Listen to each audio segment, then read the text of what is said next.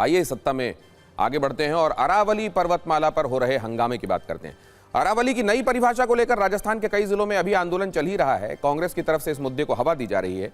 कांग्रेस नेता और पूर्व पर्यावरण मंत्री जयराम रमेश ने कहा कि अरावली मुद्दे पर केंद्र सरकार पूरा सच नहीं बोल रही। इन सारे सवालों के जवाब जानने के लिए हमने पर्यावरण मंत्री भूपेंद्र यादव से बातचीत की। उन्होंने कहा कि अरावली को कोई खतरा नहीं है। अभी अरावली में सिर्फ 0.19% इलाके में ही माइनिंग होनी है। 20% हिस्सा पहले से ही संरक्षित है और आगे भी सभी नियमों का पालन किया जाएगा। उन्होंने विपक्ष पर झूठ फैलाने का आरोप भी लगाया। अरावली पर केंद्र सरकार का पूरा पक्ष इस एक्सक्लूसिव रील में। ऑर्डर का जो डायरेक्शन है, मैं तो पैराग्राफ नंबर 50 में है। पहला, अरावली में कोई न्यू माइनिंग लीज नहीं दी जाएगी। नंबर दूसरा, हर जिले का साइंटिफिक माइनिंग मैनेजमेंट प्लान बनेगा। तीसरा, साइंटिफिक मैनेजमेंट प्लान को ICFRE, जो फॉरेस्ट रिसर्च एजुकेशन की सबसे बड़ी संस्था है, वो अप्रूव करेगी। तो अब ये भी कंफ्यूजन है कि इसकी मेजरमेंट एक्चुअली कैसे होगी, क्योंकि दो तरह की बातें हो रही हैं कि एक तो समुद्र तल से ऊंचाई नापने की बात और दूसरे उसके आसपास के टेरेन से जो निचला हिस्सा है उससे नापना। अब आप सुनिए, ये जहां पर माइनिंग देगी केवल उसके लिए है। ये कहाँ के लिए? माइनिंग के लिए।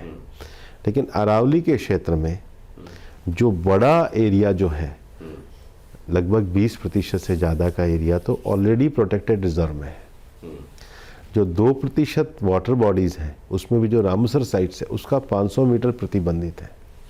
जो 20% फॉरेस्ट एरिया है, जिसमें लैंड भी आता है, सारा आता है, उसका भी 1 किलोमीटर तक ESZ है। मैं हमेशा से ये कह रहा हूँ कि इवन पूरे अरावली क्षेत्र में आज भी जो माइनिंग है वो 0.19% पे है। जहाँ तक सरकार की बात है, जजमेंट का आप पैराग्राफ पढ़िए, उसमें उन्होंने सरकार के ग्रीन अरावली इनिशिएटिव को अच्छा बताया है, कमेटी के कार्यों की सराहना करी है। तो इस सब को सर, ये विपक्ष जिस तरीके से हमलावर है, 26 तारीख को जयपुर में एक मार्च निकालने की बात भी की जा रही है। साथ में जो एनवायरनमेंट से कंसर्न रखने वाले डिफरेंट इंस्टीट्यूशंस हैं, वो तो डेथ वारंट तक इसको कह रहे हैं, इसको नाम दे रहे हैं। मैं मानता हूं जो राज्य सरकार, क्योंकि फॉरेस्ट की ऑनरशिप राज्य सरकार के पास होती है, उनको स्ट्रिक्ट इस पे एक्शन लेने चाहिए। मेरा बहुत स्पष्ट कहना है, अरावली के प्रोटेक्शन के पूरे नियमों का पालन किया जाएगा। हम ग्रीन अरावली के लिए, प्रोजेक्ट के लिए पूरी तरीके से प्रतिबद्ध हैं। किसी भी एनवायरनमेंट क्लियरेंस में किसी भी कहते हैं ना, कोई कहता है रियल एस्टेट को, कोई कहता है इसको, किसी का कोई इसमें किसी प्रकार का कोई हस्तक्षेप नहीं है। ये पूरी के तरीके से अरावली के संरक्षण के लिए है। जो एनवायरनमेंट क्लियरेंस रूल्स हैं, जो फॉरेस्ट क्लियरेंस रूल्स हैं, जो वाइल्ड लाइफ के रूल्स हैं, वो सब स्ट्रिक्टली हम लोग पूरी तरीके से मॉनिटर कर रहे हैं।